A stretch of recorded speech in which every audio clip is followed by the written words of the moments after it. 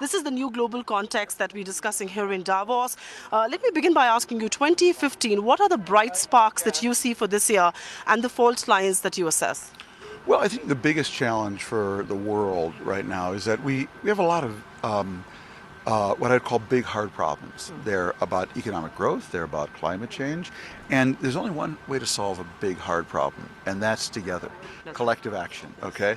And for me, the real question is on climate, are we going to mitigate or are we going to adapt? That's right. Europe, are they going to do the structural reforms that they need to do? Are they going to mitigate or are they just going to adapt? That's right. On ISIS, are we going to actually do what would be needed to reverse that trend, or are we just going to adapt to it? So everywhere I look in the world, whether it's European economic reform, climate change, Middle East, America, many of the issues that we face, are we going to mitigate, do the real collective action that's required, or are we just going to adapt? But the world doesn't seem to be in this together, and we are seeing a very undulated recovery of sorts, undulated action of sorts. Yeah. Let me first ask you about the US. The world is very bullish about the US economy, how it's growing at a fast pace. Do you expect this momentum to continue, or do you fear this could peter out? Well, I do think that the reason we're moving ahead is we still have this incredibly flexible economy. That's right. So the government basically has to go out of its way to keep all that energy down. But imagine if we had a government that, rather than just sort of keeping the energy down, was actually doing everything it could to enhance, that kind of spirit of innovation and flexibility.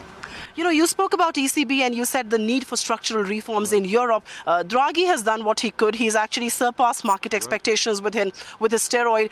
Do you now expect the structural reforms to take off? Because we are looking at a very fractious political geography of sorts, where Germany is not on board with what Greece wants. No, I think what you're seeing is the default option. Well, all that was left was basically the monetary authority, because the political authorities could not get together and agree on collective action, namely because Germany's reluctance. And so the good news is Draghi moved. The bad news is Draghi's out of bullets. That's right. Okay, yes, so yes.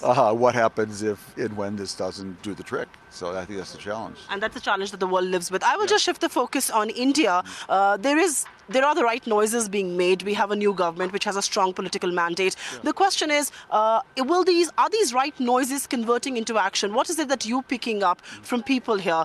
Is the economic recovery right around the corner? S&P today said there is a possible chance of an upgrade. Do you see that happening? Yeah, I mean, I think that as I look at the new government and the way it's talking, I think it's got a lot of good ideas for structural reform, but the proof is in the pudding, and we'll see. And it's still early. I don't think you can say, well, they just talk a game, but they haven't delivered. It's way too early, and I'm just going to watch and hope. I still. I'm a big fan and believer in India's potential, and I am net optimistic right now. My last question to you. You started off this interview by mentioning the risks that face the world, and one of them is ISIS, communal tension right across the border in France. Are these potential new geographical realities that the world will have to live with? How do businesses, economies, governments adapt to something like this? Well, I think prepare for something like this? I think the biggest thing to understand is that the single most important comparative advantage you can have in the world we're going into, a world where people are so mixed together now and where top-down authority doesn't really work much anymore. Yes. The biggest advantage you can have as a country is if you have pluralism. If you have a culture that allows a lot of groups to live together and to mix. And India has that, and it has to preserve it and keep it and nurture it, because it's the greatest advantage India has, that it has a culture that's enabling and empowering Hindus and Muslims and Christians and even a few Jews to live together. But there are lots of right-wing Hindu noises being made. Do that bother you? Do that concern you in India? That does concern me. I think it's not in India's interest, first and foremost.